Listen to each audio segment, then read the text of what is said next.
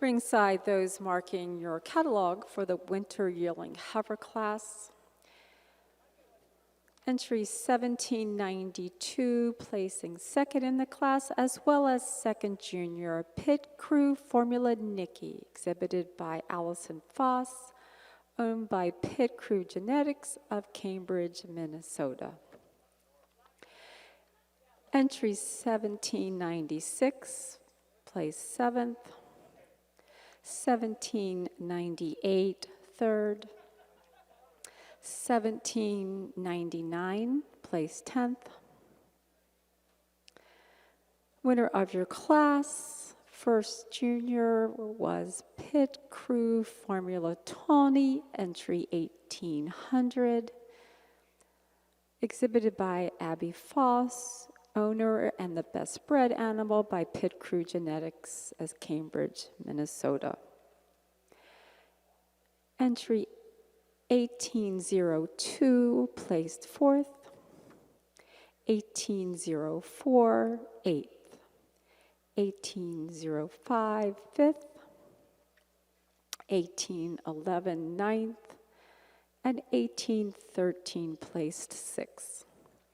Fall yearling heifers are in the ring. Your first place award is sponsored by Rat. Placings are final in our fall yearling heifer class. At this time, I'd ask our two winning junior entries to take a step forward as I introduce you. The second place junior in the class is entry 1825, Red Brain Noble Zodiva, exhibited by Elise and Brady Black of Muscadet, Wisconsin. The winning junior entry in the class is entry 1815. She is M&M Norwin Jada, exhibited by Jacob and Levi Stuzel of Alma Center, Wisconsin. Third place honors in the class go to entry 1824, Cutting Edge N. Saxon ETV, exhibited by Ken Main and Kenny Jo Mannion of Copake, New York. Second place is entry 1822. She is Fairdale Carter Cameo ETV, exhibited by Fairdale Farm LLC of Worthville, Kentucky. And the winning entry and best bred known in the class is entry 1817. She is Pit Crew Durham Taliesin, exhibited by Allison Foss as the lessee, owned by Pit Crew Genetics of Cambridge, Minnesota. Congratulations. Do it again, ladies and gentlemen. Let's give this class a round of applause. I know senior yearlings aren't always in vogue these days, but when you get a trio of heifers that with this much quality, they really deserve to be admired. The first heifer, for me, a handy winner. A heifer that's so long, so angular, so open. I just love her power and angularity throughout. She's a heifer that's harder top than her heifer in second. She carries her width of chest, her spring, her rib, her openness to her rib structure today throughout her frame to place over the heifer in second. Second over third in a closer placing. For me, I just prefer the way this second heifer travels out on her rear feet and legs. She's just a little more comfortable in her rear feet and legs, a little stronger in her pastern, deeper in her heel, shorter in her toe than this extremely long, silky framed heifer we have coming along in third.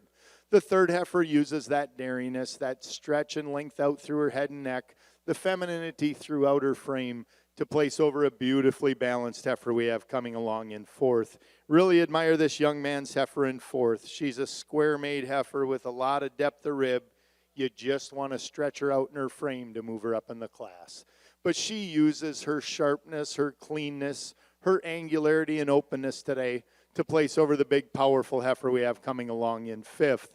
The fifth heifer for me, if she loses a little weight, cleans up a little bit, she pushes to be second. Just not clean enough today to move her up any higher. But she uses her style, her balance, her smoothness in blending parts, her length through her frame to place over this beautifully balanced heifer we have coming along in sixth. Sixth place heifer, not the biggest heifer in the class, but a lot of parts to admire about her. She's feminine, she's angular, she's open. She's got a lot of spring and openness to her rib structure, and it is her balance through her frame that takes her over the heifer coming along in seventh. Congratulations.